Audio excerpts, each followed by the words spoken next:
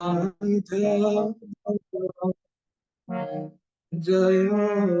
कुंज बिहारी माधवा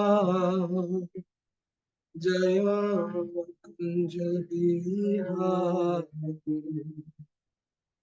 जय गोपी जन वल्लभा जय गिरिवरधारी जय गिरिवरधारी जय गोपी जन वल्लभा जय गिरिवरधारी जय गिरिवरधारी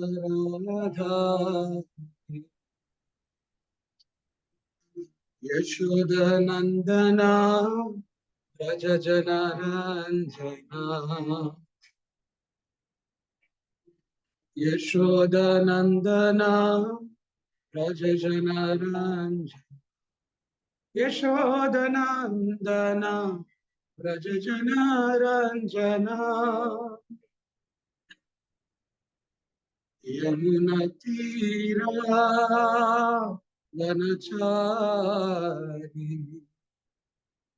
यमुनतीरा वनचारी यमुना तीरा वनचारी यमुना तीरा वनचारी माधवा जय कुंज बिहारी जय श्री कृष्ण चैतन्य प्रभु नित्यानंद श्री अद्वैत गदाधर श्रीवासदि भक्तवृंद हरे Krishna Krishna Krishna Hare Hare Hare Ram Ram Ram Hare Hare Hare Krishna Krishna Krishna Hare Hare Hare Ram Ram Ram Hare Hare Hare Krishna Krishna Krishna Hare Hare Hare Ram Ram Ram Hare Hare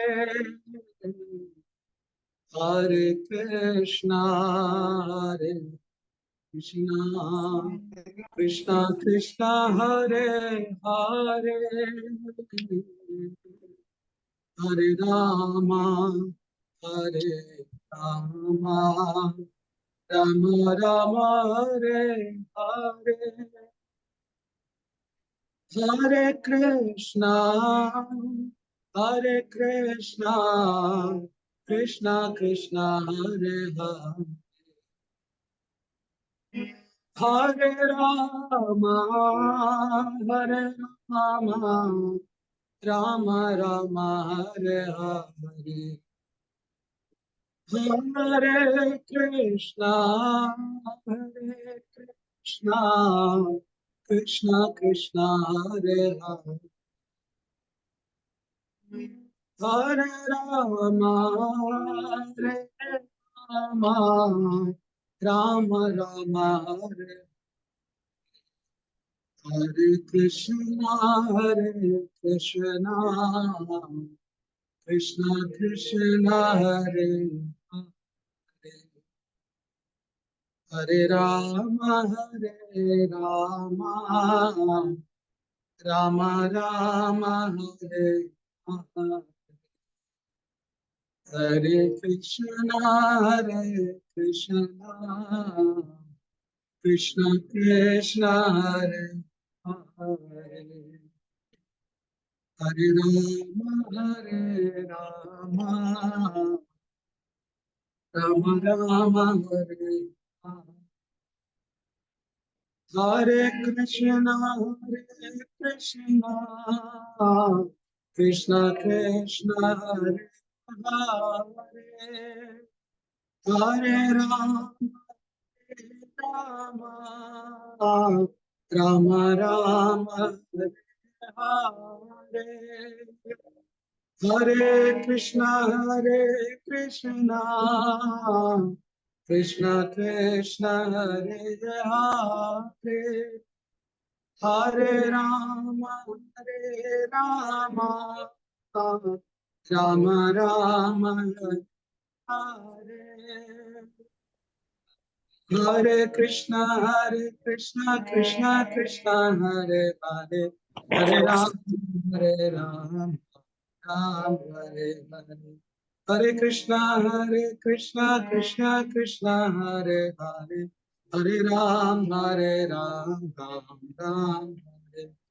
Hare Krishna, Krishna Krishna, Hare Hare. Hare Ram, Ram Hare. Jaya Krishna Balaram, Jaya Krishna Balaram, Krishna Balaram, Jaya Krishna Balaram. Jaya Gauranita, Jaya Gauranita,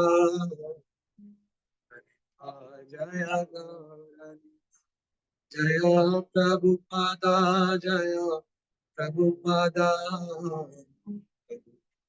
Srila Prabhupada, Jaya Guru Deva, Jaya Guru Deva, Srila Nitai Gora Hari Bo, Hari Bo, Hari Bo, Nitai Gora Hari Bo, Nitai Gora Hari Bo, Hari Bo, Hari Bo, Nitai Gora Hari Bo. जय श्री श्री कृष्ण बलराम की, श्री श्री निताय गौर सुंदर भगवान की, जगत गुरु शैल प्रभुपाद की, शैल गुरुदेव की, युग धर्म श्री हरिनाम संकीर्तन यज्ञ की, हरे कृष्ण महामंत्र की, सामवेद गौर भक्त वृंद की, निताय गौर प्रेमानंद की।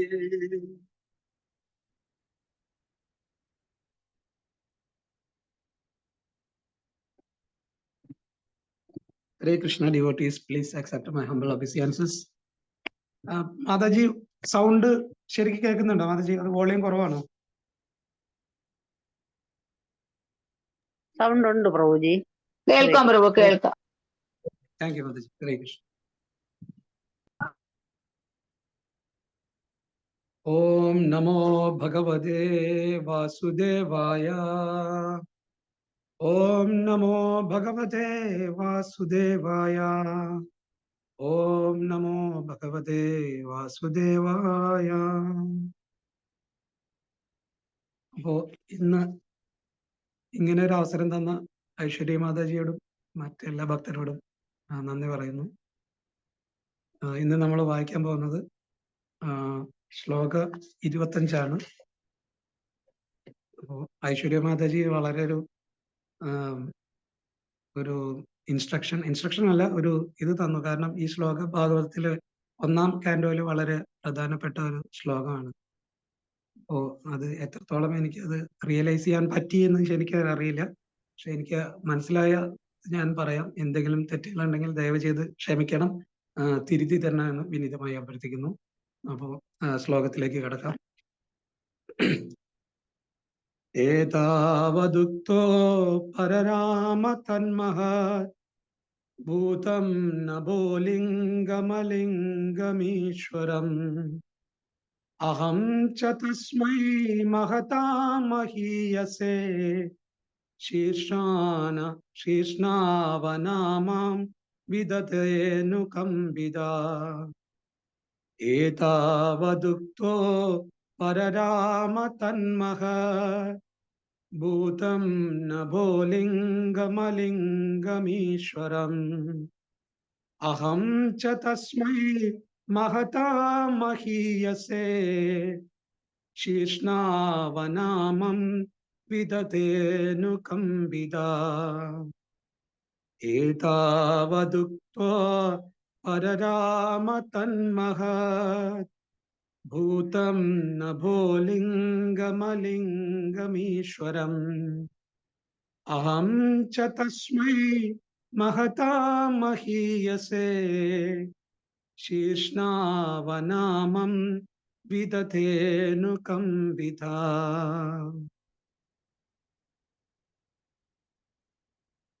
അജ്ഞാനതിമിരാന്ധസ്യ ജ്ഞാനാഞ്ജനശലാകയ ചക്ഷുരുന്മിലിതം യേന തസ്മൈ ശ്രീ ഗുരുവേ നമഃ. നമോ വിഷ്ണുപദായ കൃഷ്ണപ്രേഷ്ഠായ ഭൂതലേ ശ്രീമതേ സംഘർഷൻദാസ് അധികാരീതി നാമിനെ. നമോ പ്രഭുപാദാനുഗ പ്രേമമൂർത്തേ കൃപാത്മനെ ഗൗരദേശ വികാശാർത്ഥ ഉത്തമ ഭക്തിവർഷിണി. നമോ വിഷ്ണുപദായ കൃഷ്ണപ്രേഷ്ഠായ ഭൂതലേ ശ്രീമതേ ഭക്തിവേദാന്ത സ്വാമിനിതി നാമിനെ. നമസ്തേ സാരസ്വതേ ദേവി ഗൗരവാണി പ്രചാരണേ നിർവിശേഷ ശൂന്യവാദി പാശ്ചാത്യ ദേശതാരിണി. जय श्री कृष्ण चैतन्य प्रभु नित्यानंद श्री अद्वैत गदाधर श्रीवासादि गौर भक्त वृंद. हरे कृष्ण कृष्ण कृष्ण हरे हरे, हरे राम राम राम हरे हरे. वाञ्छा कल्पतरुभ्यश्च कृपा सिन्धुभ्येव च पतितानां पावनेभ्यो वैष्णवेभ्यो नमो नमः. अनंत कोटि वैष्णव वृंद की जय. नामाचार्य श्रील हरिदास ठाकुर की जय.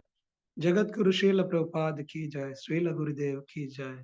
ग्रंथराज श्रीमद् भागवतम की जय. निताय गौर प्रेमानंदे.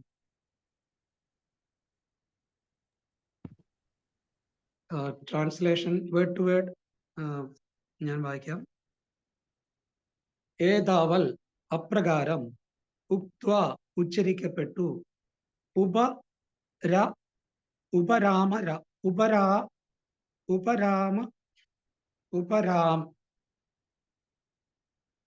ഉപരാമ പര്യവസാനിപ്പിച്ചു, തൽ അത്, മഹൽ മഹത്തായ, ഭൂതം അതിശയകരമായ, നഭലിംഗം ശബ്ദത്താൽ രൂപം പൂണ്ട, അലിംഗം നേത്രങ്ങൾക്ക് അദൃശ്യമായ, ഈശ്വരം പരമപ്രമാണികൻ ഈശ്വരൻ, അഹം ഞാൻ, ച തസ്മൈ അങ്ങേക്ക്, മഹതാം ശ്രേഷ്ഠനായ, മഹീയസേ മാഹാത്മ്യപ്പെടുന്നവന്, ശീർഷ്ണ അധിപൻ തലവൻ, അവനാമം പ്രണാമങ്ങൾ, വിദതേ നിറവേറ്റി, അനുകമ്പിത അദ്ദേഹത്താൽ ഭഗവാനാൽ അനുഗ്രഹിക്കപ്പെട്ടു.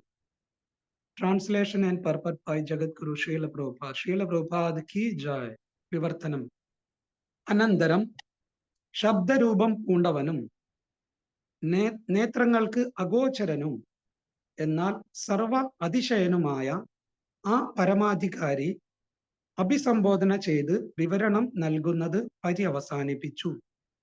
അന്തരംഗമായ ആനന്ദ നിർവൃതിയാൽ കൃതജ്ഞയോടെ ഞാൻ ശിരസ്സു വണങ്ങി ഭഗവാനെ സാദരം പ്രണമിച്ചു. ഭാവാർത്ഥം. അഗോചരനും എന്നാൽ ശ്രവണ മാത്രനുമായ ആ പരമദിവ്യോത്തമ പുരുഷനും തമ്മിൽ യാതൊരു വ്യത്യാസവുമില്ല. പരമദിവ്യോത്തമ പുരുഷൻ 4 വേദങ്ങളെയും സൃഷ്ടിച്ചത് അദ്ദേഹത്തിന്റെ നിശ്വാസത്താലാണ്. അപ്രകാരം ഭഗവാൻ ദൃശ്യമാകുന്നതും സാക്ഷാത്കരിക്കപ്പെടുന്നതും വേദങ്ങളുടെ അതീന്ദ്രിയ ശബ്ദത്താലാകുന്നു. ഭഗവാന്റെ നാദ സ്വരൂപമാണ് ഭഗവത്ഗീത. സാക്ഷാൽ ഭഗവാനുമായി അതിന് യാതൊരു വ്യത്യാസവുമില്ല തന്നെ. നിർണയമെന്തെന്നാൽ നിശ്ചയദാർഢ്യത്തോടെ ഉള്ള അതീന്ദ്രിയ ശബ്ദ ജപത്താൽ ഭഗവാനെ ദർശിക്കാനും ശ്രവിക്കാനും കഴിയുന്നു.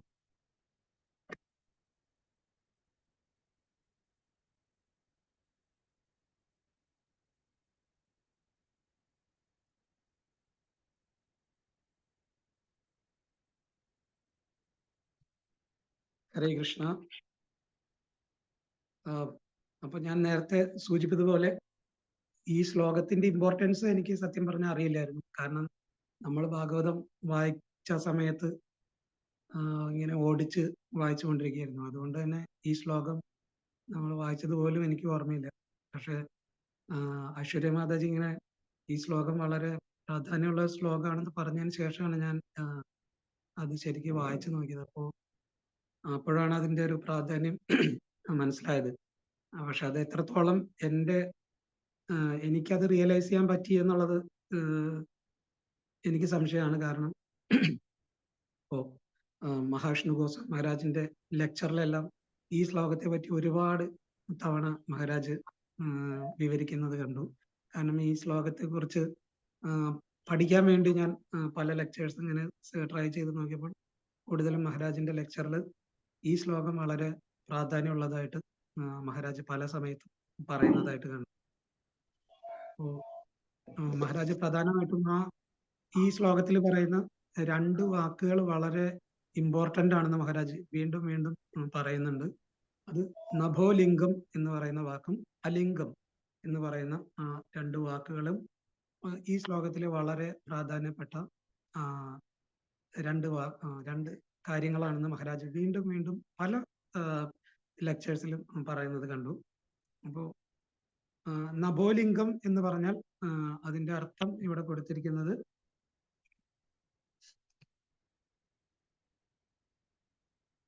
ശബ്ദത്താൽ രൂപം പൂണ്ട, അതായത് ശബ്ദം കൊണ്ട് രൂപമെടുക്കുന്നത്. അലിംഗം നേത്രങ്ങൾക്ക് അദൃശ്യമായ. ഈ 2 വാക്കുകളെ കുറിച്ചും മഹാരാജ് വളരെ ഡീറ്റെയിൽ ആയിട്ട് ലെക്ചറിൽ പറയുന്നുണ്ട്. അപ്പോ അതിൽ നിന്ന് എനിക്ക് മനസ്സിലായത് ഭഗവാന്റെ നാമം എവിടെ ഉച്ചരിക്കുന്നു അവിടെ ഭഗവാനുണ്ട്. അതിനൊരു ഉദാഹരണമാണ് നമ്മുടെ international society for Krishna consciousness. നമ്മുടെ ഇസ്കോൺ എന്ന് പറയുന്ന ഈ ഗൗഡീയ വൈഷ്ണവ പരമ്പരയിൽപ്പെട്ട ഈ സംഘടന തന്നെ അതിന്റെ ഉദാഹരണമാണ്. കാരണം ശ്രീല പ്രഭുപാദ് ഈ പ്രസ്ഥാനം ആരംഭിച്ചത് ഈ ശബ്ദ ട്രാൻസ്റെൻഡൽ സൗണ്ട് വൈബ്രേഷൻ, അതിന്റെ മലയാളത്തിൽ എന്ത് പറയുന്നു എനിക്ക് മനസ്സിലാകുന്നില്ല. ഈ സൗണ്ട് വൈബ്രേഷനിലാണ് ശ്രീല പ്രഭുപാദ് ഈ international society for Krishna consciousness start ചെയ്തത്. അപ്പോ മഹാരാജ് ഇതിനൊരു വേറൊരു ഈ ഇസ്കോൺ എന്നുള്ളതിന് വേറെ എന്തെങ്കിലും ഒരു പേര് കൊടുക്കാമെങ്കിൽ എന്ത് പേരായിരിക്കും കൊടുക്കാൻ പറ്റുക എന്നുള്ളത് മഹാരാജ് പറയുന്നു. ഇന്റർനാഷണൽ സൊസൈറ്റി ഫോർ നഭോലിംഗം കോൺഷ്യസ്നസ് എന്നാണ് മഹാരാജ് ഒരു ലെക്ചറിൽ പറഞ്ഞു കേട്ടത്. ഇന്റർനാഷണൽ സൊസൈറ്റി ഫോർ നഭോലിംഗം കോൺഷ്യസ്നസ്, അതാണ് ഈ ഇസ്കോണിന് കൊടുക്കാൻ പറ്റാവുന്ന മറ്റൊരു ഏറ്റവും ഉത്തമമായ പേരെന്ന് മഹാരാജ് പറയുന്നു. അപ്പോൾ നമുക്ക് അതിൽ നിന്ന് മനസ്സിലാക്കാം എത്രത്തോളം ഈ നഭോലിംഗം എന്ന് പറയുന്ന വാക്കിന്, അതായത് ശബ്ദത്താൽ ഉള്ള രൂപം, അതിന് എത്രത്തോളം മഹാരാജ് അതിന് പ്രാധാന്യം കൊടുക്കുന്നുണ്ട്, അല്ലെങ്കിൽ ശ്രീല പ്രഭുപാദ് അല്ലെങ്കിൽ ഗൗഡി വൈഷ്ണവ പരമ്പരയിലുള്ളവര് ആ ശബ്ദ നാമരൂപത്തിന് എത്രത്തോളം പ്രാധാന്യം കൊടുക്കുന്നുണ്ട് എന്ന് ഈ ശ്ലോകത്തിൽ നിന്നും ശ്രീല പ്രഭുപാദിന്റെ പർപ്പറ്റിൽ നിന്നും, കൂടാതെ ഇത്തരം മഹാ ആചാര്യന്മാരുടെ ലെക്ചേഴ്സിൽ നിന്നും നമുക്ക് മനസ്സിലാക്കാൻ സാധിക്കും. നമ്മളിത് വായിച്ചു പോയ സമയത്ത് ഞാൻ നേരത്തെ പറഞ്ഞതുപോലെ ഈ വാക്കുകളൊന്നും ഞാൻ ശ്രദ്ധിച്ചതായി പോലും എൻ്റെ മനസ്സിൽ ഓർമ്മയില്ല. അപ്പൊ അതുകൊണ്ടാണ് നമ്മൾ എപ്പോഴും ആ ആചാര്യന്മാരിൽ നിന്നും ശ്രീമദ് ഭാഗവതവും ഭഗവത്ഗീതയും കേൾക്കണം എന്ന് പറയുന്നതിന്റെ പ്രാധാന്യം ഞാൻ മനസ്സിലാക്കുന്നത്. കാരണം ഞാൻ ഇത് വായിച്ചു പോയ സമയത്ത് ഇത്തരം വാക്കുകളൊന്നും എൻ്റെ മനസ്സിലുണ്ടായിരുന്നില്ല. പക്ഷെ എപ്പോഴാണോ നമ്മൾ ഒരു ആചാര്യനിൽ നിന്ന്, നമ്മുടെ ഗുരു പരമ്പരയിൽ നിന്ന്, ഗുരുക്കന്മാരിൽ നിന്ന് കേൾക്കുന്നത്, അവർ നമുക്ക് ഇത്തരം അതിനകത്ത് കിടക്കുന്ന രഹസ്യങ്ങൾ നമുക്ക് പറഞ്ഞു തരും. അത് നമുക്ക് നമ്മുടെ ഒരു ബുദ്ധി വെച്ച് നമുക്കത് മനസ്സിലാക്കാനുള്ള കഴിവില്ല. ഞാൻ എൻ്റെ കാര്യമാണ് പറയുന്നത്. പക്ഷെ എപ്പോഴാണോ നമ്മൾ ഇതുപോലുള്ള ആചാര്യന്മാരിൽ നിന്ന് ശ്രവിക്കുന്നത്, ആ സമയത്ത് നമുക്ക് ഇത്തരം അതിനകത്ത് കിടക്കുന്ന ആ രഹസ്യങ്ങൾ നമുക്ക് ശരിക്കും മനസ്സിലാവുന്നത്. അപ്പോ ഈ 2 വാക്കുകൾ നമ്മൾ എപ്പോഴും ഓർക്കേണ്ടതാണ് എന്ന് മഹാരാജ് പ്രത്യേകം പറയുന്നുണ്ട്. നഭോലിംഗം, അലിംഗം. അലിംഗം എന്നാൽ കണ്ണുകൊണ്ട് കാണാൻ കഴിയാത്തത് എന്നാണ് അതിന്റെ അർത്ഥം. നഭോലിംഗം എന്നാൽ പെർസോണിഫൈഡ് ബൈ സൗണ്ട്, ശബ്ദം കൊണ്ട് ഉരുത്തിരിയുന്ന രൂപം എന്നാണ് അതിന്റെ അർത്ഥം. അപ്പോ ഈ ഇതിൽ പർപ്പട്ടിൽ ശ്രീല പ്രഭുപാദ് വളരെ വ്യക്തമായിട്ട് പറയുന്നുണ്ട്.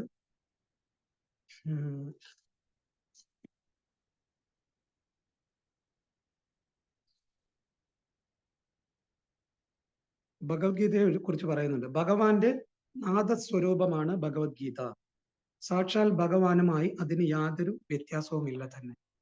അപ്പോ നമ്മളെല്ലാം, ഞാൻ പലപ്പോഴും ഭഗവത്ഗീത വായിക്കും, പക്ഷെ നമുക്കത് ഭഗവാനാണെന്ന് തിരിച്ചറിയാനുള്ള ഒരു ഒരു റിയലൈസേഷൻ, ആ ഒരു പ്യൂരിറ്റി നമുക്ക് ആയിട്ടില്ല, എനിക്കായിട്ടില്ല. കാരണം ഞാൻ എപ്പോഴും അതൊരു ഭഗവാന്റെ ഒരു വാണിയായിട്ടാണ് ഞാനത് കാണുന്നത്. അത് സാക്ഷാൽ ഭഗവാൻ തന്നെയാണെന്ന് മനസ്സിലാക്കാനുള്ള ഒരു പ്യൂരിറ്റി എനിക്കായിട്ടില്ല. അപ്പോ ഇതിൽ നിന്ന് നമ്മൾ ഞാൻ മനസ്സിലാക്കുന്നത്, നമ്മൾ എങ്ങനെയാണ് ഈ വാണികളെ നമ്മൾ സമീപിക്കേണ്ടത്, എപ്രകാരമാണ് നമ്മൾ ഈ ശബ്ദരൂപത്തെ നമ്മൾ സമീപിക്കേണ്ടത് എന്നുള്ളതാണ് ഒരു ചോദ്യം എൻ്റെ മനസ്സിൽ വരുന്നത്. കാരണം ഞാൻ ഇതിനെ ഭഗവാനായിട്ട് എന്തുകൊണ്ട് എനിക്ക് സാക്ഷാത്കരിക്കാൻ കഴിയുന്നില്ല? കാരണം ഞാൻ എപ്പോഴും ഒന്നുകിൽ ഇത് കേൾക്കുമ്പോൾ, ഇത് പഠിക്കുമ്പോൾ, ഞാനിത് പഠിക്കുന്നത് മറ്റുള്ളവർക്ക് പറഞ്ഞു കൊടുത്ത് അവരെ ഇംപ്രസ് ചെയ്യിക്കാൻ വേണ്ടിയിട്ടാണ് ഞാനിത് പഠിക്കാൻ ശ്രമിക്കുന്നത്, അല്ലെങ്കിൽ നാമം ജപിക്കുന്നത്, അല്ലെങ്കിൽ നാമസങ്കീർത്തനം ഞാൻ ചെയ്യുന്നത് മറ്റുള്ളവരെ ഇംപ്രസ് ചെയ്യിക്കാൻ വേണ്ടിയിട്ട്. ആ ഒരു ആഗ്രഹം ഒരുപക്ഷെ എൻ്റെ മനസ്സിലുണ്ടായിരിക്കാം. ആ ഒരു ആഗ്രഹം കൊണ്ടായിരിക്കാം എനിക്കത് ഭഗവാനാണെന്ന് മനസ്സിലാക്കാൻ സാധിക്കാത്തത്.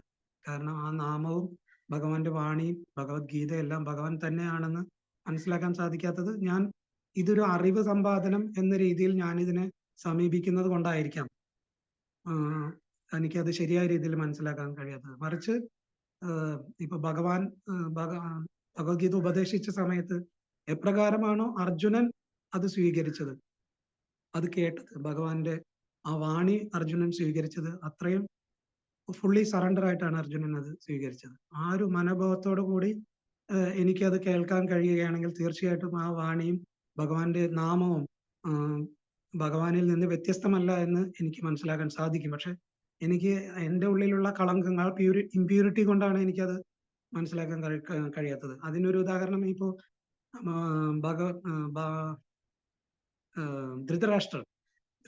ധൃതരാഷ്ട്രം ഈ ഭഗവത്ഗീത സഞ്ജയനിലൂടെ കേൾക്കുക ഇടയുണ്ടായി.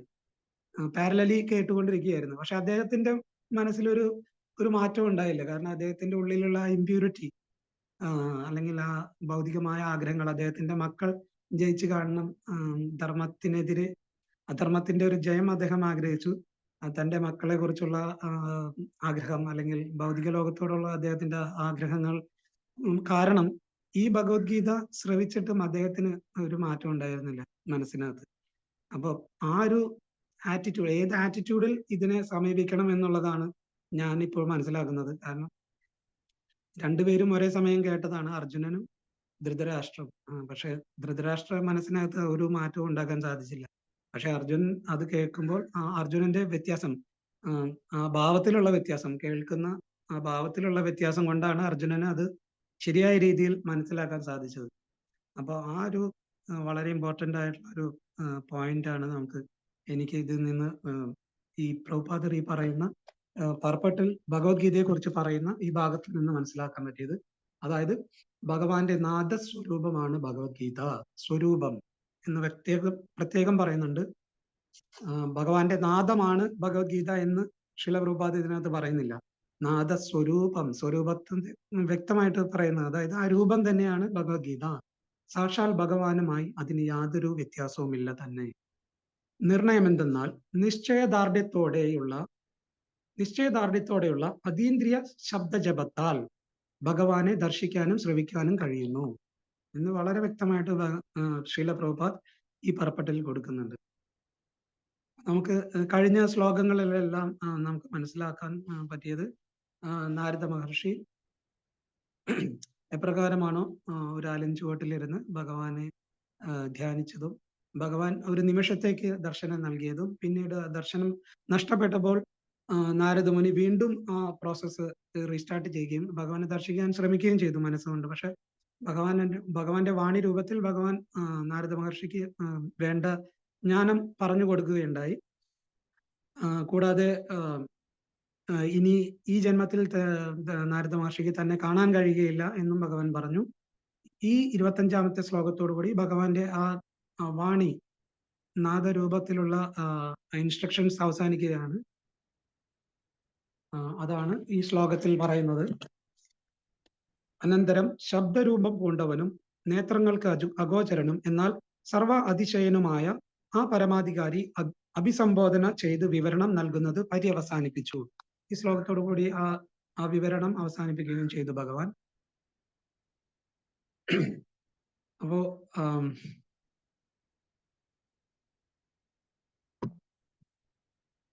ആ മൈൻഡ് സെറ്റിനെ കുറിച്ചാണ് ഞാനിപ്പോ പറഞ്ഞു വന്നത്. എപ്രകാരമാണ് ഒരു ജീവാത്മാവ് ഭഗവാന്റെ വാണിയെയും ഭഗവാന്റെ നാമത്തെയും സമീപിക്കേണ്ടത്.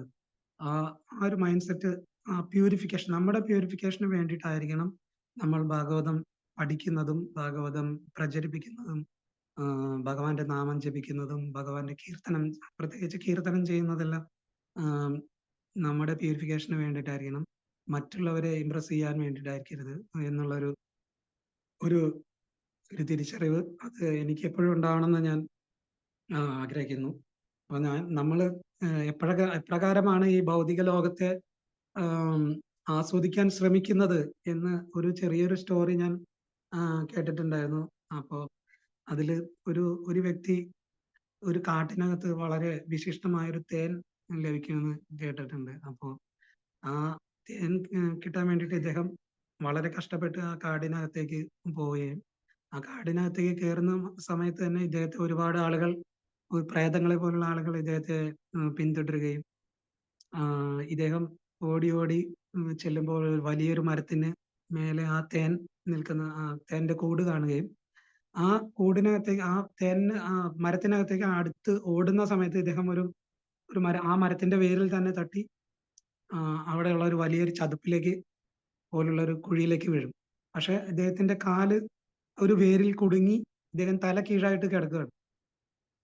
അപ്പോ ആ വേരിന്റെ മേലെ കൂടെ വെളുപ്പും കറുപ്പും നിറമുള്ള എലികൾ വരികയും ആ വേരിനെ കടിക്കാൻ ട്രൈ ചെയ്യുകയും, അതായത് കുറച്ച് സമയത്തിന് ശേഷം ആ വേര് മുറുകയും ഇദ്ദേഹം താഴെ വലിയൊരു പാമ്പ് പത്തി വിടർത്തി ഇദ്ദേഹത്തെ കടിക്കാൻ വേണ്ടി നിൽക്കുന്നു.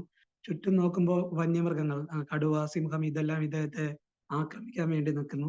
മേലെ നോക്കുമ്പോൾ ഈ തേനീച്ചക്കൂട് ഏത് സമയത്തും വേണേ ഇളകാം. തിരിച്ച് ആ തേനീച്ചകളെല്ലാം ഇളകി വരികയും ഇദ്ദേഹത്തിന് തേനീച്ചകളുടെ കുത്തേൽക്കുകയും അങ്ങനെ മാരകമായി പരിക്കേൽക്കാനുള്ള സാധ്യതയും കാണുന്നു. പക്ഷെ ഇദ്ദേഹം മേലേക്ക് നോക്കുമ്പോൾ ഈ ഇദ്ദേഹത്തിന്റെ ഈ പരാക്രമം കൊണ്ടെല്ലാം ഈ ചെറുതായിട്ട് ഈ കൂട് ഇളകുകയും അതിൽ നിന്ന് 2 തുള്ളി തേൻ താഴേക്ക് വീഴുകയും ചെയ്തു. ഇദ്ദേഹം ഇവിടെ തല കീഴായി തൂങ്ങി കിടന്നുകൊണ്ട് തന്റെ നാക്ക് പുറത്തേക്കിട്ട് അദ്ദേഹം ആ തേൻ തുള്ളിയെ ആസ്വദിക്കുകയാണ്. അപ്പോ ഈ കഥയിൽ പറയുന്നത് ഇപ്രകാരമാണ് നമ്മൾ ഈ ഭൗതിക ലോകം ആസ്വദിക്കാൻ ശ്രമിക്കുന്നത്. ഈ കറുപ്പും വെളുപ്പുമായിട്ടുള്ള എലികൾ ഡെപിക്ട് ചെയ്യുന്നത്, അതായത് പ്രതിനിധീകരിക്കുന്നത് ദിവസം, ഡേ ആൻഡ് നൈറ്റിനെ, അതായത് നമ്മുടെ ഓരോ ദിവസവും നമ്മുടെ ജീവിതത്തിൽ നിന്ന് ഇങ്ങനെ പോയിക്കൊണ്ടിരിക്കുകയാണ്, പെട്ടെന്ന് കൊഴിഞ്ഞുകൊണ്ടിരിക്കുകയാണ്.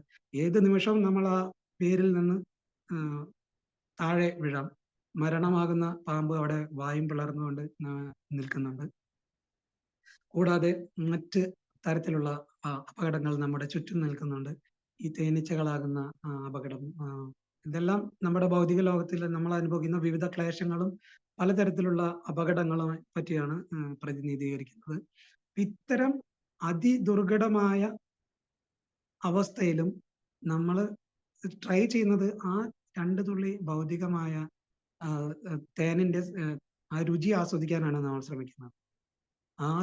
ഇത്രയും ഒരു ഭീകരമായ അവസ്ഥയിൽ നമ്മൾ കിടന്നിട്ടും നമ്മൾ മരണം ഏത് നിമിഷം നമ്മളെ പിടികൂടും എന്ന് നമ്മൾ മനസ്സിലാക്കിയിട്ടും നമ്മൾ വീണ്ടും അതിൽ നിന്ന് എങ്ങനെ കരകയറാം എന്ന് ചിന്തിക്കാതെ ആ വരുന്ന 2 തുള്ളി തേൻ ആസ്വദിക്കാനാണ് നമ്മൾ ശ്രമിച്ചുകൊണ്ടിരിക്കുന്നത്. അപ്പൊ ഈ ഒരു അവസ്ഥയിലാണ് ഓരോ ജീവാത്മാക്കളും ഈ ഭൗതിക ലോകത്തെ ആസ്വദിക്കാൻ ട്രൈ ചെയ്യുന്നത്.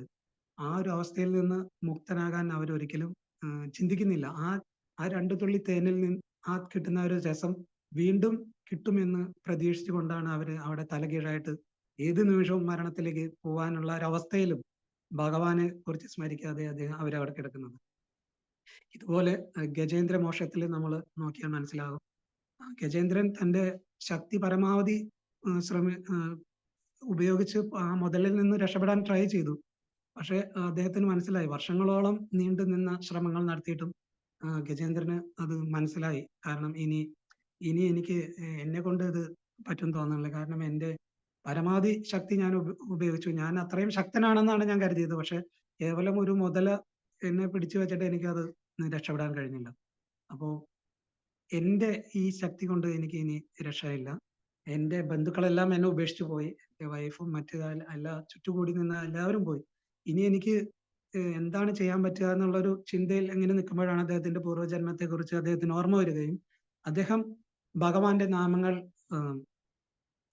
ഉച്ചരിച്ചത് അദ്ദേഹത്തിന് ഓർമ്മ വരികയും അദ്ദേഹത്തിന് ഭഗവാനെ കുറിച്ച് ഓർമ്മ വരികയും ഭഗവാന്റെ നാമങ്ങൾ അദ്ദേഹം ജപിക്കാൻ തുടങ്ങുകയും ചെയ്തത്.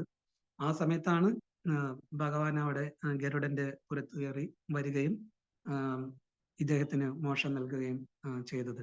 അപ്പോ ആ നാമത്തിന്റെ ആ ഒരു ഇമ്പോർട്ടൻസ്, അല്ലെങ്കിൽ എപ്രകാരമാണോ ഈ ഭൗതിക ലോകത്തിലുള്ള ക്ലേശങ്ങളിൽ നിൽക്കുന്ന ഒരു വ്യക്തി ഭഗവാന്റെ നാമത്തെ ആശ്രയിക്കേണ്ടത് എന്നുള്ള ഉദാഹരണങ്ങളാണ് ഇത്തരം ലീലകളിൽ നിന്ന് നമ്മൾ മനസ്സിലാക്കേണ്ടത് എന്ന് ഞാൻ മനസ്സിലാക്കുന്നു. കാരണം നമ്മൾ ഈ ഭൗതിക ലോകത്തിൽ നിൽക്കുന്നത് അത്രയും ഓരോ നിമിഷവും ഓരോ ദിവസവും അത്രയും കഠിനമായ ദുഃഖങ്ങളിലൂടെയും ദുരിതത്തിലൂടെയാണ് ഓരോ വ്യക്തികളും, അല്ലെങ്കിൽ ഭൂരിഭാഗം ആളുകളും കടന്നു പോകുന്നത്. അപ്പോൾ പല വ്യക്തികളും ആ ദുരിതത്തിൽ നിന്നും മുക്തി നേടാൻ കഴിയാതെ വീണ്ടും ആ ഭൗതിക ലോകത്തിൽ നിന്ന് കിട്ടുന്ന ആ ചെറിയ ചെറിയ സന്തോഷത്തിൽ, അല്ലെങ്കിൽ ആ ഒരു സെൻസ് ഗ്രാറ്റിഫിക്കേഷന് വേണ്ടിയിട്ട് വീണ്ടും ഈ ഭൗതിക ലോകത്തിൽ പിടിച്ചു നിൽക്കുകയാണ്. കാരണം അവരിപ്പോഴും ഇത് വിടാൻ തയ്യാറല്ല, ഭഗവാനെ ആശ്രയിക്കാൻ ഇപ്പോഴും തയ്യാറല്ല. എപ്രകാരമാണോ നമ്മൾ ആ രണ്ട് തുള്ളി തേനിന് വേണ്ടി ഇത്രയും ദുരിതം അനുഭവിക്കുന്നത്, അതിന്റെ ഒരു 10-ൽ-1 അംശം നമ്മൾ ഭഗവാനെ ശരണം പ്രാപിക്കാൻ നമ്മൾ ട്രൈ ചെയ്തിരുന്നെങ്കിൽ തീർച്ചയായിട്ടും നമുക്ക് ഈ ജന്മത്തിൽ തന്നെ ഭഗവാന്റെ സാക്ഷാത്കാരം ലഭിക്കും, തീർച്ചയായിട്ടും. കാരണം നമ്മൾ ഭൗതിക നേട്ടങ്ങൾക്കായി ഒരുപാട് നമ്മൾ പരിശ്രമിക്കുന്നു. ഒരു ദിവസത്തിൽ 24 മണിക്കൂർ എടുത്ത് നോക്കിയാൽ അതിൽ ഒരു 8 മണിക്കൂർ നമ്മൾ ഉറങ്ങുന്ന ഒരു മിനിമം ആളുകൾ ഉറങ്ങുന്നുണ്ടായിരിക്കാം. ഡിവോട്ടീസ് അതിലും കുറവാണ്. പക്ഷെ ബാക്കിയുള്ള സമയം എത്രത്തോളം നമ്മൾ ഭഗവാന്റെ സേവനത്തിന് വേണ്ടി നമ്മൾ ഉപയോഗിക്കുന്നു എന്ന് സ്വയം ഒന്ന് മനസ്സിലാക്കി കഴിഞ്ഞാൽ നമുക്ക് മനസ്സിലാവും. ഭൂരിഭാഗം സമയം എന്നെ പോലുള്ള വ്യക്തികൾ ഭൗതിക നേട്ടത്തിന് അല്ലെങ്കിൽ പണം സമ്പാദിക്കാനുള്ള ഓട്ടത്തിലാണ്. കാരണം ജോലി രാവിലെ മോർണിംഗ് 9 o'clock സ്റ്റാർട്ട് ചെയ്ത് കഴിഞ്ഞാൽ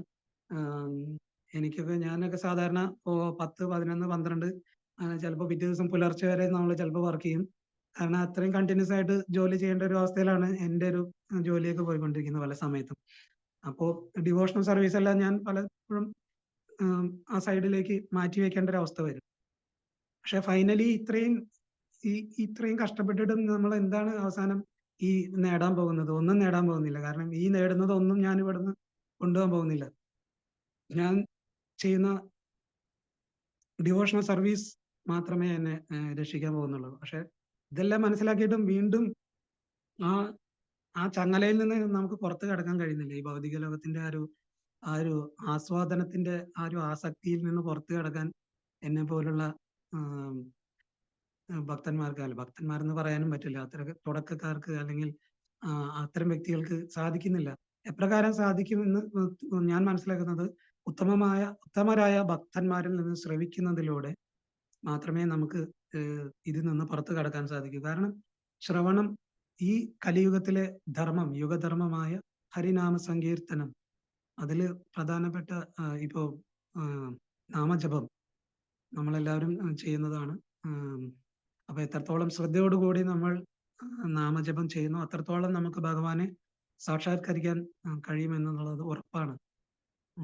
നമ്മളെപ്പോഴും ചൈതന്യ മഹാപ്രഭു അത്രയും പരമ കാരുണ്യവാനാണെന്ന് നമ്മൾ പറയും.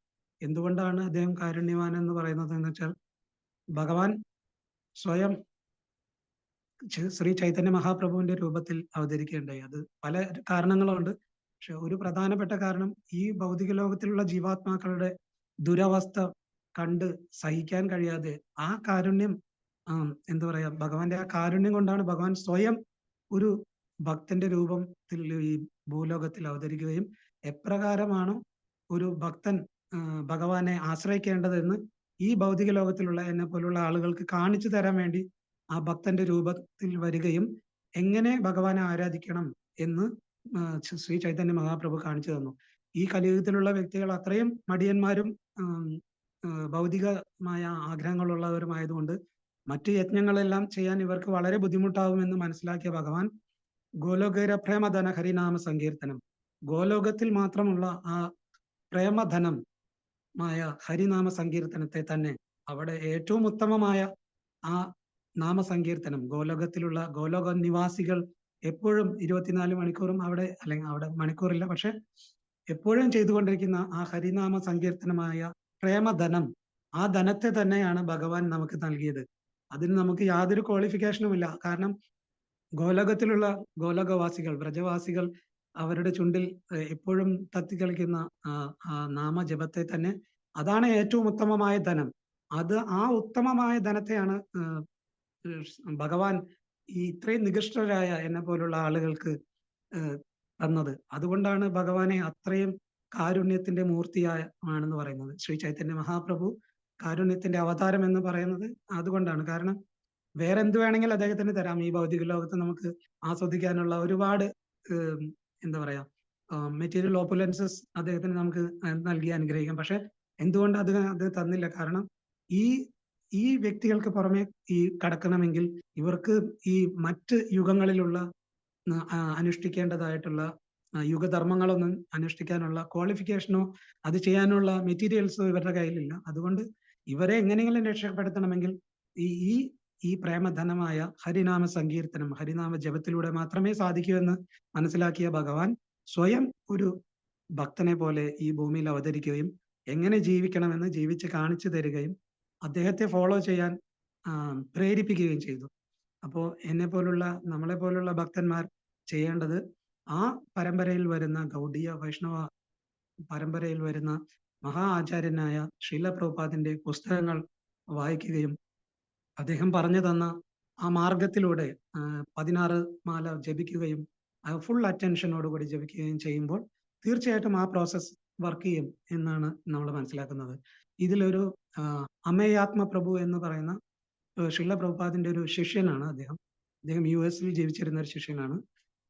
അദ്ദേഹത്തിന്റെ ഒരു 2022 അദ്ദേഹം പ്രഭുപാദിന്റെ വ്യാസപൂജാ ദിനത്തിൽ അദ്ദേഹം ഒരു ഹോമേജ്, അതായത് നമ്മൾ എന്താ പറയാ എഴുതിയിട്ടുണ്ട്, ഈ ഒരു ഓഫറിങ് നമ്മൾ എഴുതില്ലേ, അങ്ങനെ ഒരു ഓഫറിങ് എഴുതിയിട്ടുണ്ടായിരുന്നു. ആ ഓഫറിങ്ങിൽ ഞാൻ വായിച്ചതാണ്. അദ്ദേഹം പറയുന്നു, ശ്രീല പ്രഭുപാദ്, അങ്ങയെ ഞാൻ നേരിട്ട് കണ്ടിട്ട് 40 വർഷത്തിൽ മേലെയായി. ഇത്രയും കാലം എൻ്റെ കൂടെ എൻ്റെ വൈഫും ഉണ്ടായിരുന്നു. അവൾ ഈ വർഷം എന്നെ വിട്ടുപോയി. പക്ഷെ അദ്ദേഹം പറയുന്നത് ആ വൈഫ് മരിക്കുന്ന സമയത്തുണ്ടായിരുന്ന ചില കാര്യങ്ങളെ പറ്റി അദ്ദേഹം ഈ ഓഫറിങ്ങിൽ പറയുണ്ടായി. വൈഫിന് കിഡ്നി ഫെയിലിയർ ആയിരുന്നു, കൂടാതെ ഹൈ ബ്ലഡ് പ്രഷറും വന്ന് അവരുടെ ഹാർട്ടും ഫെയിലിയറായി. അങ്ങനെയാണ് അവർ മരിച്ചത്. ആ മരിക്കുന്ന സമയത്ത് ഇദ്ദേഹവും ഇദ്ദേഹത്തിന്റെ മകനും ആ മാതാജിയുടെ ചുറ്റിലും ഇരുന്ന് എപ്പോഴും നാമം ജപിക്കുമായിരുന്നു. കൂടാതെ പ്രഭുപാദിന്റെ നാമജപത്തിന്റെ ആ ടേപ്പ് എപ്പോഴും പ്ലേ ചെയ്തുകൊണ്ടിരിക്കുകയായിരുന്നു. അപ്പോൾ ഒരു സമയത്ത് ഈ മാതാജി വളരെ, ഇദ്ദേഹത്തിന് ഒരു തോന്നി, ഈ മാതാജിയുടെ മുഖം കണ്ടപ്പോൾ എന്തോ സംഭവിക്കാൻ പോവുകയാണെന്നുള്ളൊരു തോന്നൽ വന്നു. അത്രയും മരണത്തിന്റെ വക്കിലാണ് മാതാജി കിടക്കുന്നത്. ഇദ്ദേഹം ഈ മാതാജീനെ പേര് വിളിച്ചു. ആ വിളിച്ച സമയത്ത് മാതാജി ഒന്നും കണ്ണും തുറന്നില്ല, പക്ഷെ രാധേ രാധേ എന്ന് പറഞ്ഞു. അപ്പോൾ ഇദ്ദേഹത്തിന് തോന്നി എന്തോ സംഭവിക്കാൻ പോവുകയാണ്. കാരണം ഈ മാതാജി അങ്ങനെ രാധയുടെ നാമം അങ്ങനെ പറയുന്നത് കേട്ടിട്ടില്ല. പക്ഷെ എന്തുകൊണ്ടോ ആ സമയത്ത് മാതാജി അങ്ങനെ വിളിച്ചു. പിന്നെ ഈ മാതാജി ജപിക്കാൻ ഇങ്ങനെ പറഞ്ഞു, ഇവരുടെ അടുത്ത് ഉറക്കെ ജപിക്കാൻ പറഞ്ഞു. അപ്പൊ ഇവര് ഉച്ചത്തിൽ ജപിക്കാൻ തുടങ്ങി. പ്രഭുപാദിന്റെ ടേപ്പ് കുറച്ചും കൂടി ശബ്ദത്തിൽ അങ്ങനെ പ്ലേ ചെയ്യാൻ തുടങ്ങി. ഇദ്ദേഹം ഒരു തുളസി ലീഫ് എടുത്ത് മാതാജിയുടെ വായിൽ, നാക്കിൽ വെക്കുകയും അല്പസമയത്തിനകം മാതാജി ശ്വാസം നിലയ്ക്കുകയും ചെയ്തു. വളരെ സന്തോഷപൂർവമായ ഒരു മുഖത്തിലാണ് മാതാജി അവിടെ കിടന്നിരുന്നിരുന്നത്. പിന്നെ ഒരാഴ്ചക്ക് ശേഷം ഈ മാതാജി ഇദ്ദേഹത്തിന്റെ സ്വപ്നത്തിൽ വരികയും മാതാജി ഇദ്ദേഹത്തോട് പറഞ്ഞു, ഞാൻ ഇസ്കോണിലെ ഒരു വലിയൊരു ഭക്തയൊന്നും ആയിരുന്നില്ല. ഞാനൊരു വളരെ എല്ലാവരെയും പോലെ വളരെ സാധാരണ ഒരു ഒരു ഒരു എന്താ പറയാ, ഒരു ഗൃഹസ്ഥ ആശ്രമത്തിലിരിക്കുന്ന ഒരു സാധാരണ വ്യക്തിയായിരുന്നു. ഞാൻ അങ്ങനെ ഒരു വലിയ പൊസിഷനൊന്നും ഹാൻഡിൽ ചെയ്തിട്ടില്ല. വളരെ സാധാരണ ഒരു വീട്ടമ്മയായിരുന്നു. ശ്രീല പ്രഭുപാദ് പറഞ്ഞു തന്ന 16 മാല ജപിക്കുകയും വീട്ടിലുള്ള സേവനങ്ങൾ ചെയ്യുകയും അമ്പലത്തിൽ പോയി സേവനങ്ങൾ ചെയ്യുകയും വളരെ ചെറിയ രീതിയിൽ ഒരു ഗൃഹസ്ഥരെ പ്രകാരം ചെയ്യുന്നു ആ രീതിയിൽ സേവനം ചെയ്തിരുന്ന എന്നെ അധികം ആളുകൾക്ക് അറിയുന്നില്ല. ഞാനൊരു വളരെ ഒരു സാധാരണ ഒരു രീതിയിലുള്ള ഒരു ഭക്തയായിരുന്നു. പ്രഭുപാദ് പറഞ്ഞ രീതിയിലുള്ള ഇതുകളെല്ലാം ഫോളോ ചെയ്തിരുന്ന ഒരു ഭക്തയായിരുന്നു. ഞാൻ അങ്ങനെ വലിയൊരു സ്ഥാനങ്ങൾ അലങ്കരിച്ചിരുന്ന ഒരു വ്യക്തിയൊന്നുമല്ല. പക്ഷെ ഈ മാതാജി സ്വപ്നത്തിൽ പറഞ്ഞ കാര്യമാണ്, പ്രഭുപാദ് പറയുന്ന ആ പ്രോസസ് അത് സത്യമാണ്. എന്നെ പ്രഭുപാദ് ഭഗവാന്റെ അടുത്തിലേക്ക് കൊണ്ടുപോയി എന്നാണ് ആ മാതാജി പറഞ്ഞത്. ഞാനിപ്പോ ഭഗവാന്റെ അടുത്താണുള്ളത്. പ്രഭുപാദിന്റെ പറഞ്ഞ ഈ പ്രോസസ് സത്യമാണ്. ഈ പ്രോസസ് സത്യമാണെന്ന് ദയവ് ചെയ്ത് ഈ ഹസ്ബൻഡിനോട് മാതാജി പറയാണ്, അങ്ങ് എല്ലാ ഭക്തന്മാരുടെ അടുത്തും പറയണം ഈ പ്രോസസ് സത്യമാണ്. എനിക്ക് ശരിക്കും ആ ലെറ്റർ ഓർമ്മയില്ല, ഒരുപാട് ഡീറ്റെയിൽ ആയിട്ടാണ് അദ്ദേഹം ആ ലെറ്ററിൽ എഴുതിയിരിക്കുന്നത്. ഞാനൊന്ന് ഓർക്കട്ടെ, ഒരു മിനിറ്റ് സമയം തരണം.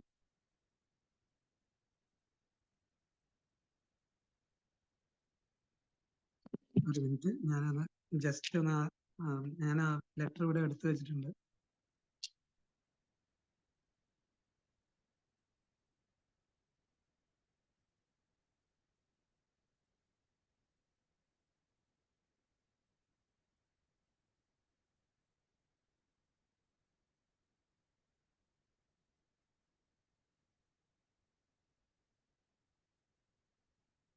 അതില് ഞാൻ ഇംഗ്ലീഷിൽ വായിക്കാം. Then a week after she left, she appeared in my dream, where she gave me a message and asked that I tell others. The message she wanted me to tell is, she was a simple devotee. She never held any position. She was not in charge of any projects, yet she wanted not just me, but others to know that she is being taken back home, back to Godhead. What she wanted to tell everyone that the program that you taught us, Srila Prabhupada, works. All we have to do is follow the simple program that you have kindly given us. Just chant our 16 rounds daily, read your books, and render service to Krishna in the form of his deity, to render service to you, Srila Prabhupada, Krishna's pure devotee. We don't have to become a big important devotee. We don't have to be in charge of this or that, or have so many followers or become famous, nothing like that. If that becomes our service to you and Krishna, then fine. We carry it out and say, man, we clean the temple room floor, or wash Krishna's pot. We just do whatever service you and Krishna gives us in a humble and devotional mood. And that is the most important part, the devotional mood. Even if we are not able to render physical service, our mood must be always to devotion to Krishna. This was the message she asked me to tell others. ഇതൊരു വലിയൊരു letter ആണ്, അത് ഞാൻ ഫുള്ളായിട്ട് വായിക്കുന്നില്ല. അപ്പോൾ അതിനകത്ത് ആ മാതാജി സ്വപ്നത്തിൽ വന്ന് ഈ ഹസ്ബൻഡിന്റെ അടുത്ത് പറയാണ്, ഈ പറയുന്ന പ്രോസസ്സ് വളരെ സത്യമാണ്. നമ്മൾ ചെയ്യുന്ന ആ ഡിവോഷണൽ സർവീസ് ശരിയായ മൂഡിൽ, ആ ശരിയായ മനോഭാവത്തിൽ ചെയ്താൽ നമ്മൾ എത്ര ചെറിയ ഡിവോട്ടീസ് ആണെങ്കിലും അത് കുഴപ്പമില്ല, തീർച്ചയായിട്ടും ശ്രീല പ്രഭുപാദ് നമ്മളെ തിരിച്ചു കൊണ്ടുപോയിരിക്കും എന്നതിന് ഉത്തമ ഉദാഹരണമാണ് എൻ്റെ ജീവിതം എന്നാണ് ആ മാതാജി ആ സ്വപ്ന ദർശനത്തിലൂടെ ആ പ്രഭുവിന്റെ അടുത്ത് പറഞ്ഞത്. അപ്പോ അത് വലിയൊരു പ്രതീക്ഷയാണ്. കാരണം നമ്മൾക്ക് വലിയ കാര്യങ്ങൾ ചെയ്യാൻ പറ്റിയില്ല എന്നൊക്കെ വിചാരിച്ച് പലപ്പോഴും നമ്മൾ വിഷമിക്കും. പക്ഷെ അതൊന്നും കാര്യമാക്കണ്ട. ശ്രീല പ്രഭുപാദ് പറഞ്ഞ വളരെ സിമ്പിൾ ആയിട്ടുള്ള 16 മാല ശരിയായ മനോഭാവത്തോടു കൂടി ജപിക്കുക, പ്രഭുപാദിന്റെ പുസ്തകങ്ങൾ വായിക്കുക ശരിയായ മനോഭാവത്തോടു കൂടി. എപ്രകാരമാണോ അർജുന ആ വാണി ഭഗവാനിൽ നിന്ന് കേട്ടത്, ആ മനോഭാവത്തോടു കൂടി കേൾക്കുക. നമ്മുടെ ആചാര്യന്മാർ നമുക്ക് നൽകുന്ന ലെക്ചേഴ്സ് അത് ശരിയായ മനോഭാവത്തോടു കൂടി നമ്മുടെ പ്യൂരിഫിക്കേഷന് വേണ്ടി നമ്മൾ കേൾക്കുകയും ചെയ്യുക. പിന്നെ നമുക്ക് കിട്ടുന്ന ഭഗവാന്റെ കാരുണ്യം കൊണ്ട് നമുക്ക് ലഭിക്കുന്ന ചെറിയ ചെറിയ സേവനങ്ങൾ, അത് ടെമ്പിളിലായാലും നമ്മുടെ വീട്ടിലായാലും, അത് ശരിയായ മനോഭാവത്തോടെ, ആ മനോഭാവത്തെ കുറിച്ച് ആ മാതാജി വളരെ ക്ലീൻ ആയിട്ട് പറയുന്നുണ്ട്. നമ്മളത്ര വലിയ ആളോ ചെറിയ ആളോ എന്നുള്ളതല്ല, നമ്മൾ ചെയ്യുന്ന സേവനം ശരിയായ മനോഭാവത്തോടു കൂടി, അതായത് ഭഗവാനെ, എനിക്ക് അങ്ങേക്ക് വേണ്ടി ചെയ്യാൻ കഴിയുന്നത് ഈ ചെറിയൊരു കാര്യമാണ്. ഇത് മറ്റുള്ളവർ വലിയ കാര്യങ്ങൾ ചെയ്യുന്നു, പക്ഷെ എന്നെ സംബന്ധിച്ച് ഈ പാത്രം കഴുകുന്നതാണ് എനിക്ക് കിട്ടിയ സേവനം. അത് ദയവ് ചെയ്ത് സ്വീകരിക്കണേ ഭഗവാനെ എന്ന് ആ ശരിയായ മനോഭാവത്തോടു കൂടി ചെയ്യാൻ നമ്മൾ ശ്രമിക്കുക. അത് ഇപ്പോ മറ്റുള്ളവർ പല വലിയ രീതിയിൽ ഭഗവാന് ഓഫറിങ്ങുകൾ ചെയ്യുന്നുണ്ടാവും. ചിലർ 10 ലക്ഷം കൊടുക്കും, ചിലർ 1 ലക്ഷം കൊടുക്കും. ചിലപ്പോ ഒരു കൂലിപ്പണിക്കാരനായ ഒരു ഭക്തന്, അദ്ദേഹത്തിന് ചിലപ്പോൾ അദ്ദേഹത്തിന്റെ കയ്യിൽ ഒരു 100 രൂപയായിരിക്കും ഉണ്ടാവുക. പക്ഷെ ആ 100 രൂപ ശരിയായ മനോഭാവത്തോടു കൂടി ഭഗവാന് നൽകുക. ഭഗവാനെ, എന്റെ കയ്യിൽ ഈ 100 രൂപയുള്ളൂ, ദയവ് ചെയ്ത് ഇത് സ്വീകരിക്കണേ എന്ന് വളരെ സിൻസിയർ ആയിട്ടുള്ള ഒരു ആഗ്രഹത്തോടു കൂടി നൽകുകയാണെങ്കിൽ തീർച്ചയായിട്ടും ആ ഭഗവാന് ആ 100 രൂപ എന്ന് പറയുന്നത് 100 കോടിയേക്കാളും വില മതിക്കുന്നതാണ്. നേരെ മറിച്ച് മറ്റുള്ളവരുടെ മുന്നിൽ കാണിക്കാൻ വേണ്ടി നമ്മൾ ചെയ്യുന്നതൊന്നും ഭഗവാൻ അത് നമ്മൾ എപ്രകാരമാണോ ഭഗവാനെ അപ്രോച്ച് ചെയ്യുന്നത്, അപ്രകാരമാണ് തിരിച്ച് ഭഗവാൻ നമ്മളോട് റെസിപ്രോക്കേറ്റ് ചെയ്യുന്നത്. അത് നമ്മൾ ശരിക്കും മനസ്സിലാക്കണം. അപ്പോൾ ആ ഒരു മനോഭാവത്തിലാണ് നമ്മുടെ ഡിവോഷണൽ സർവീസിന്റെ ആ ഒരു സക്സസ് കിടക്കുന്നത്. ഏത് മനോഭാവത്തിലാണോ നമ്മൾ ഭഗവാനെ സമീപിക്കുന്നത്, ആ മനോഭാവത്തിന്റെ അളവിനനുസരിച്ചാണ് ഭഗവാൻ നമ്മളോട് തിരിച്ച് പ്രതികരിക്കുന്നത്. അപ്പോ എന്ത് സർവീസ് ആണെങ്കിലും, ഉയർന്നതാണെങ്കിലും ചെറുതാണെങ്കിലും അങ്ങനെ വ്യത്യാസമില്ലാതെ ഒരു ചെറിയ സേവനമാണെങ്കിലും ശരിയായ മനോഭാവം വളർത്തിയെടുക്കാൻ ആണ് നമ്മൾ ഓരോരുത്തരും ശ്രമിക്കേണ്ടത്. പ്രത്യേകിച്ച് ഞാൻ എൻ്റെ കാര്യം തന്നെ പറയാം. ഒരു കീർത്തനം ചെയ്യുന്ന സമയത്താണെങ്കിലും എനിക്ക് ശരിയായ മനോഭാവത്തോടു കൂടി കീർത്തനം ചെയ്യാനും എനിക്ക് സാധിക്കണേ എന്നാണ് ഞാൻ പ്രാർത്ഥിക്കുന്നത്. ഭഗവാന്റെ അടുത്തും വൈഷ്ണവരുടെ അടുത്തും. വാഞ്ചകൽപതരൂപേക്ഷ കൃപാസിന്ധോഭ്യവച പതിതാനം പാവനഭ്യോ വൈഷ്ണവേഭ്യോ നമോ നമഃ. വൈഷ്ണവർ എന്താ പറയാ, ഡിസയർ ട്രീ ആണ്. അവര് നമ്മുടെ ആഗ്രഹങ്ങളെല്ലാം നടത്തി തരുന്ന ആളുകളാണ്. അപ്പോൾ ശരിയായ മനോഭാവത്തിൽ എനിക്കും നിങ്ങൾ ഓരോരുത്തർക്കും ഭഗവാനെ സേവനം ചെയ്യാൻ സാധിക്കട്ടെ.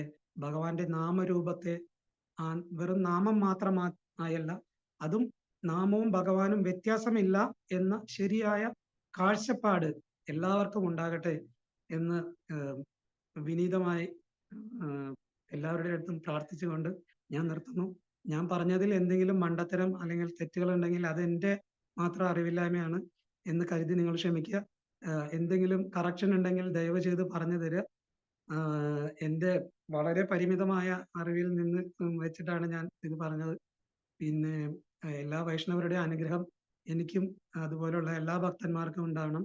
ശരിയായ രീതിയിൽ നാമത്തെ മനസ്സിലാക്കാനും അതിലൂടെ ഭഗവാനെ സാക്ഷാത്കരിക്കാനും നമ്മൾക്ക് എല്ലാവർക്കും സാധിക്കട്ടെ. എല്ലാവർക്കും ഒരു നല്ല 2025 എല്ലാവരുടെയും ജീവിതത്തിൽ വളരെ നല്ല ഭക്തിയുത സേവനത്തിന് വളരെ നല്ല സാഹചര്യങ്ങൾ ലഭിക്കട്ടെ. എല്ലാവരും ഭക്തിയിൽ മുന്നേറാനും ആത്മാർത്ഥമായി പ്രാർത്ഥിക്കുന്നു. ഭഗവാന്റെയും ഗുരുവിന്റെ അടുത്തും പ്രാർത്ഥിക്കുന്നു.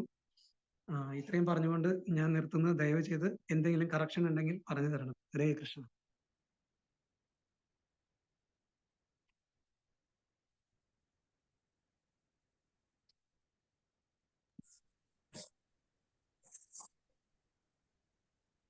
ഹരേ കൃഷ്ണ പ്രഭു. പ്രണാമം പ്രഭു. വളരെ നല്ല ക്ലാസ് ആയിരുന്നു പ്രഭു.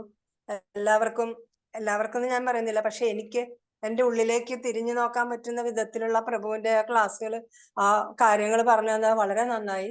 കാരണം ഞാനും ഭാഗവതം വായിക്കുമ്പോൾ എനിക്ക് പിന്നെ അത് വായിക്കുമ്പോൾ ആ വാക്കൊന്നും എനിക്ക് കേട്ടിട്ടുണ്ടോ അല്ലെങ്കിൽ ഇത് ഞാൻ വായിച്ചതാണോ എന്ന് പോലും എനിക്ക് ഓർമ്മ വരാറില്ല. കാരണം പ്രഭുപാദ് പറഞ്ഞു, ഗുരു മഹാരാജ് പറഞ്ഞു, വായിക്കാൻ പറഞ്ഞു, ദിവസവും വായിക്കുന്നു എന്നുള്ളതിൽ കവിഞ്ഞ് അതിന്റെ അർത്ഥത്തിലേക്കോ അതിനെ ആ രീതിയിൽ ഉൾക്കൊണ്ട് വായിക്കാനോ ഒന്നും കഴിഞ്ഞിട്ടില്ല. പക്ഷെ നമ്മൾ അങ്ങനെയെല്ലാം ചെയ്യേണ്ടതാണ് എന്ന് മനസ്സിലാക്കാനും ആ ഒരു ശരിയായ മനോഭാവം മനസ്സിലാക്കാനും ഉതകുന്ന വിധത്തിൽ വളരെ നല്ലതായിരുന്നു പ്രഭു ക്ലാസ്. എനിക്ക് അങ്ങനെ ഹൃദയം നിറഞ്ഞ് ശരിക്കും സങ്കടം വരുന്നുണ്ട്. സത്യം പറഞ്ഞാൽ നാമം ജപിക്കുമ്പോൾ പോലും നമുക്ക് ഒരു മാലയിൽ എത്ര ഭഗവാന് കിട്ടുന്നു എന്ന് ആലോചിച്ചാൽ ഒന്നും തന്നെ കിട്ടുന്നില്ല. ചിലപ്പോ എത്രയൊക്കെയോ കിട്ടുന്നുണ്ടാവാം. നമ്മളത് ആ ഒരു കുറെയൊക്കെ യാന്ത്രികമായിട്ട് പിന്നെ ഇടയ്ക്ക് നമുക്ക് ഓർമ്മ വരും, അയ്യോ ഇങ്ങനെ അല്ലല്ലോ ചെയ്യേണ്ടെന്ന് ഓർമ്മ വരുമ്പോ ചിലപ്പോ 2-3 അങ്ങനെ പോകും.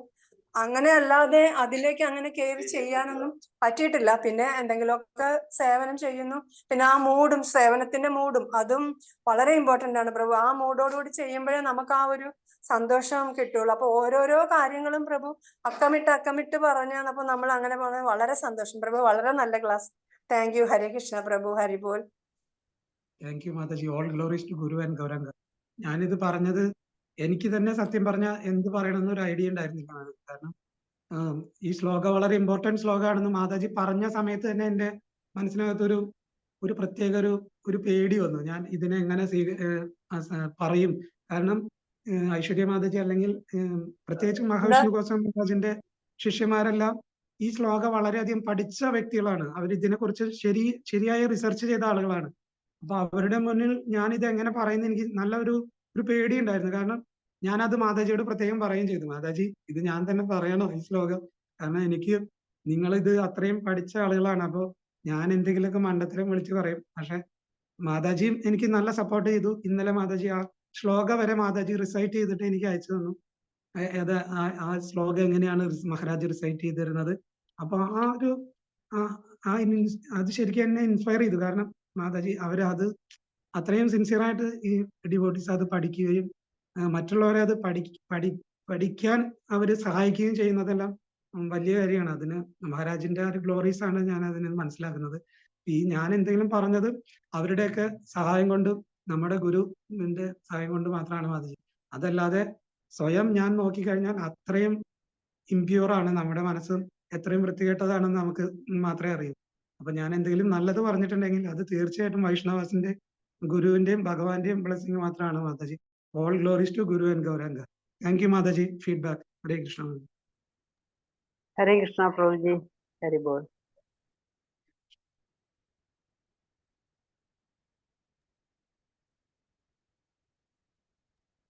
Thank you Aishwarya Mataji. വേറെ കമന്റ്സും?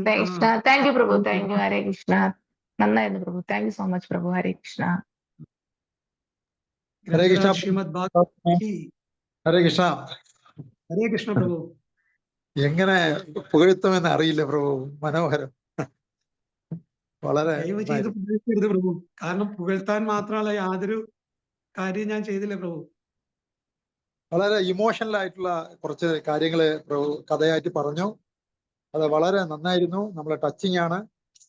ഏതൊരു സാധാരണ ഭക്തനും പരമഗതി പ്രാപിക്കാം എന്നുള്ള രീതിയിലുള്ള മനോഹരമായ ആ കഥ നന്നായിരുന്നു പ്രഭുജി. മാതാജിയുടെ കഥ ഇത്രയും നല്ലൊരു ഇമോഷണലായിട്ട് ആ ഒരു വിഷയം അവതരിപ്പിക്കുകയും ഭക്തി ഏത് സാധാരണക്കാരനും ചെയ്യാൻ പറ്റുന്നതാണ് എന്ന് പ്രഭു പറഞ്ഞ ഈ ക്ലാസ്സിലൂടെ നമുക്കും ഒരു അവസരം ഭഗവാൻ തരുന്നു തിരിച്ചു പോകാൻ എന്നൊക്കെ തോന്നി തുടങ്ങി. വളരെ നന്ദി പ്രഭുജി. വളരെ നന്ദി. താങ്ക് യു പ്രഭു. ഇത് പറയുമ്പോഴാണ് ഞാനും സ്വയം മനസ്സിലാക്കുന്നത് പ്രഭു. നമുക്ക് കിട്ടുന്ന ഈ ചെറിയതാണെങ്കിലും ആ അവസരം എത്ര വാല്യുബിൾ ആണെന്ന് ഞാൻ ഇപ്പോഴും മനസ്സിലാക്കുന്ന പ്രഭു. കാരണം നമ്മൾക്ക് ഇത്രയും സൗകര്യങ്ങളും എല്ലാ ഫെസിലിറ്റിയും ഭഗവാൻ സേവനം ചെയ്യാനുള്ള എല്ലാം തന്നിട്ടും നമ്മൾ അതിന്റെ ആ പ്രാധാന്യം നമ്മൾ മനസ്സിലാക്കുന്നില്ലല്ലോ. ഞാൻ എന്റെ കാര്യമാണ് പറയുന്നത് പ്രഭു, ക്ഷമിക്കണം. ഞാനത് മനസ്സിലാക്കുന്നില്ലല്ലോ എന്നുള്ളൊരു കുറ്റബോധവും എല്ലാം കൂടി വരുന്നു. പക്ഷെ ഇത് പറയുമ്പോഴെങ്കിലും ഞാൻ നന്നാവുമെന്ന് വിചാരിക്കുന്നു പ്രഭു. ഇനിയെങ്കിലും ശരിയായ മനോഭാവത്തോടു കൂടി എനിക്കും എന്നെ പോലെ ബുദ്ധിമുട്ടുന്ന എല്ലാ ഭക്തന്മാർക്കും ശരിയായ മനോഭാവത്തോടു കൂടി ഭഗവാന്റെ സേവനങ്ങൾ ചെയ്യാൻ സാധിക്കട്ടെ എന്ന് പ്രാർത്ഥിക്കുന്നു പ്രഭു. ദയവ് ചെയ്ത് അനുഗ്രഹിക്കണം പ്രഭു. ഹരേ കൃഷ്ണ പ്രഭു. പ്രഭു നമ്മൾക്ക് എന്താ പറയാ, എല്ലാവർക്കും വേണ്ടി നമുക്ക് പ്രാർത്ഥിക്കാം. ഹരേ കൃഷ്ണ. നന്ദി പ്രഭു. ഹരേ കൃഷ്ണ. ഹരേ കൃഷ്ണ പ്രഭു. പ്രണാമം. നല്ല ക്ലാസ് ആയിരുന്നു കേട്ടോ. ഹരേ കൃഷ്ണ. ഹരേ കൃഷ്ണ. ഹരേ കൃഷ്ണ. വളരെ നല്ല ക്ലാസ് ആയിരുന്നു. പ്രഭു പറഞ്ഞ പോലെ എത്രയൊക്കെ നമ്മൾ ഭാഗവതം വായിച്ചു മുഴുവനും വായിച്ചാലും പിന്നെ ആദ്യത്തെ ശ്ലോകം കേൾക്കുമ്പോൾ പുതിയതായിട്ട് കേൾക്കണ പോലെ തോന്നും. അതത്ര ശ്രദ്ധിക്കണില്ലല്ലോ. ഇപ്പൊ ഇതേപോലെ ക്ലാസ് എടുക്കുക, കേൾക്കുക, അപ്പോഴൊക്കെയാണ് നമ്മൾ വീണ്ടും അതിനെ ഒരു ഇത് വരിക. നമ്മൾ വായിച്ചു എന്ന് പറഞ്ഞാലും നമ്മുടെ പോയിന്റ്സ് ഒന്നും മുഴുവനും നമുക്ക് കിട്ടിക്കൊള്ളണമെന്നില്ല. കാരണം പ്രത്യേകിച്ച് പ്രഭുപാദയുടെ. ഹരേ കൃഷ്ണ. ശരിയാണ്. ഞാൻ ഈ തുടക്ക സമയത്തൊക്കെ ഞാൻ വിചാരിക്കും ഞാൻ എന്തിനാണ് ഇങ്ങനെ ലെക്ചേഴ്സ് കേൾക്കുന്നത്, എനിക്ക് ഭഗവത്ഗീത എന്റെ കയ്യിലുണ്ടല്ലോ, ഇത് ഞാൻ വായിച്ച പോലെ ഇതിലെല്ലാം ഉണ്ടല്ലോ എന്ന് ചിന്ത ഉണ്ടായിരുന്നു എനിക്ക്. പക്ഷെ ഇപ്പോഴാണ് ഇതിനെ കുറിച്ച് ശരിക്കും മനസ്സിലാവുന്നത്. കാരണം നമ്മൾ വായിക്കുന്നതും ഒരു മഹാ ആചാര്യൻ കേൾക്കുന്നതും ശരിക്കും ആനയും തമ്മിലുള്ള വ്യത്യാസം എന്ന് പറയുന്ന പോലെയാണ്. ശരി പ്രഭു പറഞ്ഞു. കാരണം ശരിക്കും ശ്രവണത്തിന്റെ മാഹാത്മ്യം അറിയണത് നമ്മൾ ഇങ്ങനെയൊക്കെയാണ്. തീർച്ചയായിട്ടും അല്ലാണ്ട് നമുക്ക് പ്രഭുപാദ വായിച്ചതൊക്കെ നമ്മളും കുറെ പ്രാവശ്യം ഇത്ര വായിക്കണല്ലോ നമുക്ക്. അതെ. പക്ഷെ നമ്മുടെ ആ ഒരു ബുദ്ധിയിൽ അത് നമ്മൾ ആ ഒരു വായിക്കും. രീതിയിൽ പക്ഷെ ഓരോ ഹരേ കൃഷ്ണ പ്രഭു ഒക്കെ എത്ര ഭാഗ്യം ചെയ്തതാ. ഹരേ കൃഷ്ണ പ്രഭു. ഇത്രയും പ്രായത്തിൽ തന്നെ പറ്റണില്ലേ ഇതെല്ലാം ചെയ്യാൻ? അത് വലിയൊരു അനുഗ്രഹമല്ലേ. ഹരേ കൃഷ്ണ. എന്നെ പറ്റിയിട്ടാണോ ഹരേ മാതാജി കൃഷ്ണ. പറഞ്ഞത്? ആ പ്രഭുവിനെ ഞാൻ പറ്റി പെട്ടെന്ന് ഹരേ കൃഷ്ണ ഹരേ കൃഷ്ണ. സോറി മാതാജി, ഇതെല്ലാം ഈ ഒരു ഈ സമയത്തൊക്കെയാണ് മാതാജി ഇങ്ങനെ പറയുന്നുള്ളൂ. കാരണം ഇത് കഴിഞ്ഞ വീണ്ടും നമ്മൾ പഴയ ആ ഒരു കള്ളത്തരങ്ങളും നമ്മുടെ ഉള്ളിലുള്ള അതൊക്കെ അങ്ങനെ വരും. പക്ഷെ ഇത് പറയുമ്പോഴെങ്കിലും അതെ ആ ഒരു നമ്മൾ സ്വയം ഒന്ന് ചിന്തിക്കാനുള്ള ഒരു അവസരമാണ് മാതാജി. ശരിക്കും അതെ ഇത്തരം ഈ ക്ലാസ്സുകളിലും ഭഗവാൻ പറഞ്ഞ പോലെ നിരന്തരമായിട്ടുള്ള ഒരു പ്രാക്ടീസ് ിലൂടെയാണ് നമുക്കിത് വളർത്തി കൊണ്ടുവരാൻ പറ്റുള്ളൂ. പക്ഷെ ഈ ശരിയായൊരു ആ മനോഭാവം ഉണ്ടാവാൻ വേണ്ടിയിട്ടാണ് നമ്മൾ ശരിക്കും പ്രാർത്ഥിക്കേണ്ടതെന്ന് ഞാൻ മനസ്സിലാക്കുന്നു മാതാജി. Thank you Mataji. ഹരേ അത് കൃഷ്ണ. മനോഭാവം പ്രഭു പറഞ്ഞ പോലെ കേട്ടാൽ തന്നെ പറ്റുള്ളൂ. എത്ര ചെറിയ ക്ലാസ് ആണെങ്കിലും വലിയ ക്ലാസ് ആണെങ്കിലും ഓരോന്നിനും നമുക്ക് ഓരോ പോയിന്റ് കിട്ടും. ഹരേ കൃഷ്ണ. ശരിയാണ് താങ്ക് യു മാതാജി. പ്രഭു. മാതാജി ഹരേ കൃഷ്ണ. ഹരേ കൃഷ്ണ.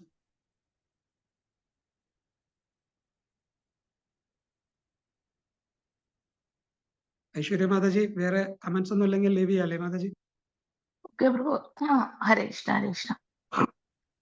വാഞ്ച കൽപതരുഭ്യശ്ച കൃപാ സിന്ധുഭ്യേവ ച പതിതാനാം പാവനേഭ്യോ വൈഷ്ണവേഭ്യോ നമോ നമഃ. अनंत कोटि वैष्णव वृंद की जय. नामाचार्य शील हरिदास ठाकुर की जय. जगत गुरु शील प्रभुपाद की जय. शील गुरुदेव की जय. युग धर्म हरिनाम संकीर्तन यज्ञ की जय. हरे कृष्ण महामंत्र की जय. सामवेद गौर भक्त वृंद की जय. निताय गौर प्रेमानंद. हरे कृष्ण. Thank you Prabhu. ഹരേ കൃഷ്ണ.